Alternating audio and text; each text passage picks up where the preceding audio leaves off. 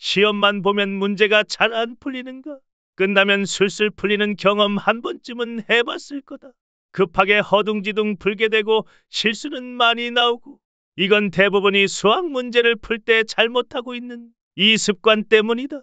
이 영상 하나로 당신은 수학을 기선제압할 수 있게 된다. 원래 시험은 기세다. 첫 5초를 지배하는 순간 결과는 달라진다. 누나, 난 이상하게 시험 끝나고 나면 문제가 풀리는데 시험장에서는 안 보여. 그리고 시험 볼 때마다 실수를 너무 많이 해서 점수가 깎여. 어떻게 하면 실력 발휘를 할 수 있을까? 너 혹시 문제를 읽자마자 바로 샤프부터 들고 풀이 시작하는 거 아니야? 맞아. 시간이 부족할까 봐 그냥 바로 풀기 시작하거든. 그게 바로 문제야. 많은 학생들이 문제를 읽자마자 성급하게 풀이를 시작하는데 이건 꼭 고쳐야 할 습관이야. 특히 준킬러나 킬러 문제처럼 난이도가 높은 문항에서는 이런 습관이 더 치명적이지. 왜 그런 거야? 빨리 풀어야 시간을 아끼는 거 아니야? 아니야. 무작정 풀이를 시작하면 문제의 조건을 제대로 해석하지 못하거나 돌아가는 풀이를 하게 될 가능성이 높아져. 문제 전체를 보면서 풀이를 구상하는 시간이 없으면 시야가 좁아진 채로 간결한 풀이를 못하게 돼. 그리고 이렇게 한 문제가 꼬이면 시험 운영 전체가 흔들릴 수도 있어. 꼭 지켜야 할 하방이 무너지는 케이스가 보통 이런 경우야. 차분하게 본다면 충분히 풀 수 있는 문제인데 시험장만 가면 마음이 급해지는 거지. 헉, 완전 내 얘기잖아. 그러면 어떻게 해야 돼? 가장 중요한 건 설계하는 습관을 기르는 거야. 문제를 읽고 바로 샤프를 드는 게 아니라 머릿속에서 풀이의 흐름을 설계한 다음에 손을 움직여야 해. 성격 급한 학생들이 실수가 많이 나오는 이유도 마찬가지야. 문제로 바로 달려들거든. 스스로 모래주머니를 차고 문제를 푸는 거지. 설계는 처음 들어보는데 그게 구체적으로 뭘 말하는 거야? 설계는 문제를 풀기 전에 이 조건은 이렇게 해석해야겠다. 이 흐름으로 풀어야겠다. 라고 머릿속에서 미리 시뮬레이션을 돌리는 걸 말해?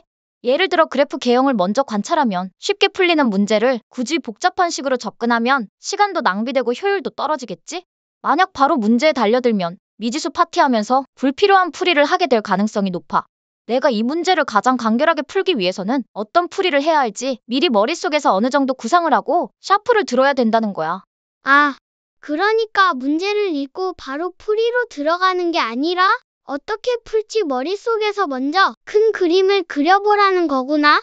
맞아. 특히 준킬러나 킬러 문제처럼 여러 발상이 섞여 있는 문항에서는 설계가 더 중요해. 설계 없이 달려들면 실수하기 쉽고 풀이가 길어질 가능성이 커져. 샤프는 너가 머릿속에서 구상한 풀이를 펼치는 수단일 뿐이야. 문제 보자마자 달려들어서 샤프를 쓰려고 하는 걸 고쳐야 돼.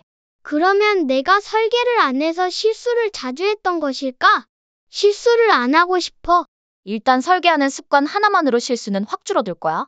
실수라는 게 풀이가 복잡해질수록 나올 확률 자체가 높아지게 되거든. 즉 간결하게 푼다면 실수가 나올 확률 자체가 확 줄어들어. 그런데 추가적으로 갖고 있으면 좋은 습관이 있어. 첫 번째는 풀이를 깔끔하게 작성하는 것. 두 번째는 넘버링을 활용하는 것이야. 풀이를 깔끔하게 작성하라고? 넘버링은 또 뭔데? 풀이를 난잡하게 적는 것 또한 스스로 실수할 가능성을 높이는 거야. 시험 중에 사소한 계산 실수가 나올 수 있고 조건을 빠뜨리는 일이 생길 수 있어. 근데 이런 상황에서 풀이가 난잡하게 적혀 있으면 찾는 게 어려워. 여기서 시험이 말리고 이런 작은 실수 하나가 시험 운영 전체에 영향을 미칠 수 있어. 아, 애초에 실수가 나올 확률 자체를 줄이고 실수가 나오더라도 금방 찾을 수 있도록 습관을 만들어 놓는 거네? 근데 넘버링은 뭐야? 넘버링은 풀이 과정에서 사고 흐름이 바뀌거나 호흡이 길어질 때마다 번호를 부여하면서 끊어주는 방식이야.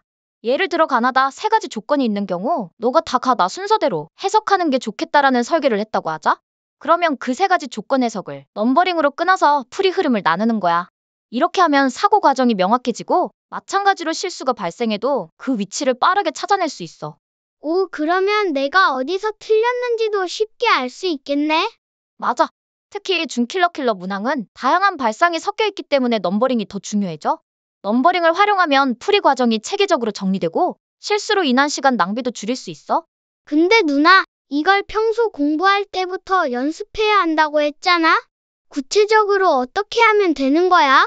평소에 노트에 깔끔하게 문제 풀이를 하면서 설계와 넘버링을 연습해야 해.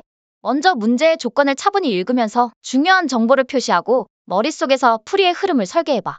내가 구해야 하는 것을 타겟팅하고 그걸 바탕으로 조건에 반응하고 가장 간결한 풀이를 구상하는 거지. 그 다음에는 샤프를 들고 넘버링 하면서 풀이 과정을 하나씩 적어나가는 거야. 마지막으로 풀이가 끝났으면 다시 한번 확인하면서 내가 놓친 부분은 없는지 점검해봐. 아, 그러니까 처음부터 끝까지 체계적으로 접근하라는 거네? 맞아. 그리고 중요한 건 설계를 할 때 가장 좋은 풀이 방법은 무엇인지, 불필요한 과정을 줄일 수 있는지를 끊임없이 고민해야 한다는 거야. 특히 수투, 미적에서는 그래프 해석이 굉장히 중요해.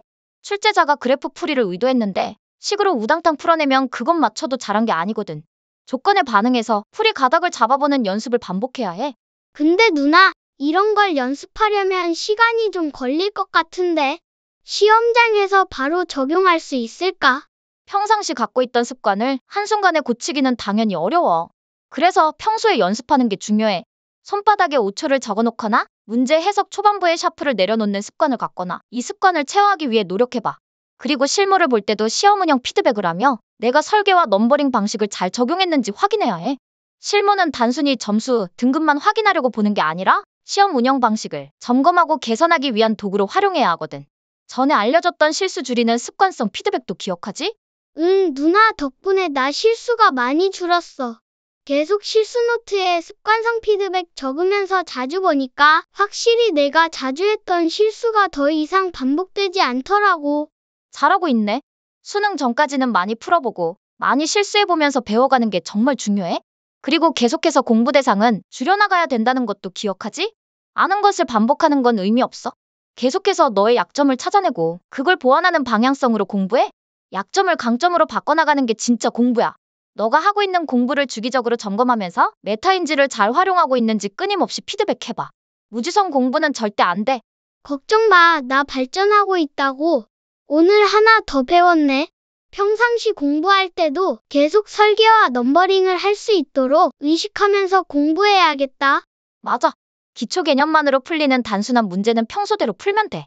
다만 킬러 문항에서는 반드시 충분한 시간을 들여 설계를 마친 뒤에 풀이를 시작해야 한다는 거야. 머릿속에서 흐름이 정리되지 않은 상태로 샤프부터 들면 결국 돌아가는 풀이가 될 가능성이 크거든. 수학은 단순 실력이랑 실력을 점수화하는 능력 모두 중요해. 후자를 신경 쓰지 않는다면 중요한 시험에서 하방이 뚫려 커리어 로우를 경험하게 될 수도 있어. 결국 실수를 줄이고 성적을 올리려면 두 가지가 핵심이야. 첫 번째는 문제를 보고 설계하는 시간 갖기, 두 번째는 풀이 과정을 깔끔하게 작성하면서 넘버링하기. 이 두 가지 습관만 제대로 길러도 성적 향상이 훨씬 쉬워질 거야. 오늘 배운 건 결국 설계와 넘버링으로 간결한 풀이를 하는 게 핵심이라는 거네. 나도 앞으로는 샤프부터 들기 전에 머릿속에서 설계를 먼저 해야겠어. 좋았어. 다음에는 풀커리의 함정에 대해 이야기해줄게. 전과목 계획 점검해줄 테니 기대하라고.